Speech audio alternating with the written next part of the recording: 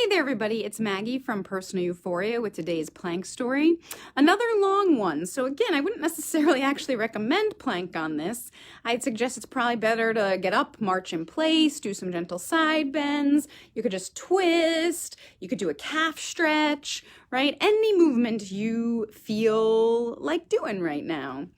And you can change it up. Doesn't have to stay with the same move either. But let's get the clock going. Here we go. So again, with the colder weather, I've been thinking about cold stories that make me smile. And one that came to mind was many years ago for New Year's Eve, me and Matt and a friend drove up to Canada to go dog sledding overnight. And it was a bit of a disaster from the beginning. So on the drive up, there was a terrible storm. The first night we were actually staying in a motel when we arrived. They had no power. As we pulled out our luggage, Matt pulled his back. And so he was a hurt puppy the whole weekend. And now when we signed up to go dog sledding, I had this vision of like you sit in a dog sled all bundled up in blankets and the dogs pull you for a beautiful ride. And that is not at all what this was. So when we arrived, again, it's me, Matt, and a friend, and a group of other people participating who we didn't know, and a few guides. And it turned out this was very much a working trip. So we show up and you are bundled up like the kid in A Christmas Story with insulated boots so your ankles have no mobility because it's -15 in the day and -25 at night, but you're doing everything. So you show up to get the dogs and we have to pick up the dogs by the collar and walk them on their hind legs and set them all up in the sled and clasp them in, but all the metal is frozen shut, so you got to take your gloves off in these -degree temperatures to hook up the dogs, and your water at this point is already frozen, so you can't hydrate anymore. It's frozen that quickly. And then you have to prove that you can handle a sled team of 6 dogs and that you can stop them. Well, Matt and I could not control 6 dogs, so they take one dog away from us, which for the most part was fine, except the dogs did get a little extra tired. And so we have our 5 dogs, and now the dogs will not pull you uphill. So you have to train to hop on and off the sled. So one person is standing on the back with their feet on the rails holding on, and that was better for Matt's back, so he picked that. And the other person isn't sitting nice and bundled in the sled. They're on top of lumpy luggage sitting on that sled.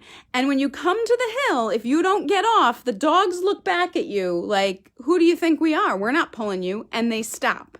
So you have to try to not lose the momentum. The person in back jumps off the rails and runs, but still hangs on. And the person sitting jumps off, runs up the hill, again with no ankle mobility and bundled up, and then is supposed to just jump right back on and land on your butt, sitting the way you started.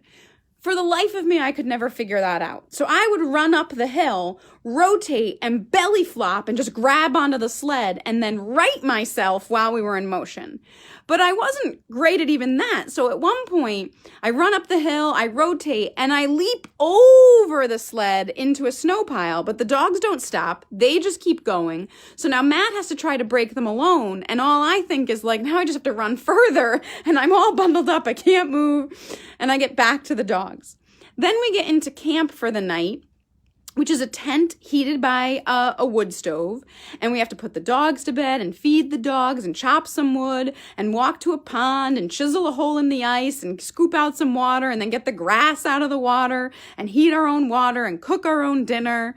And then we go to sleep, and the next morning, get some water, cook our own breakfast. And breakfast on New Year's Day morning, when you're normally thinking about how can I get healthier, consisted of English muffins and lard, which sounds disgusting, except when you've spent an 8-hour day doing real physical labor in freezing temperatures.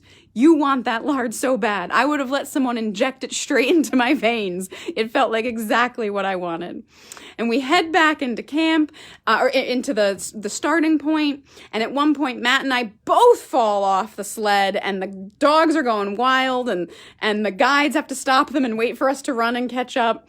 And then when we get into the home base, we have to put all the dogs away, lifting them up, walking them around. And some of the guests had to leave early, so we had to put extra dogs away.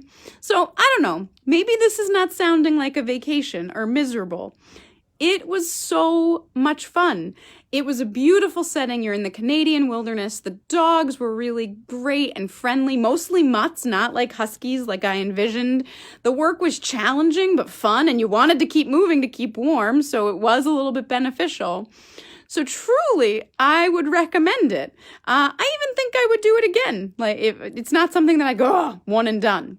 So anyway, a reminder that when we're cold, we can keep moving, and that sometimes even when adventures don't go our way, there's still a great adventure.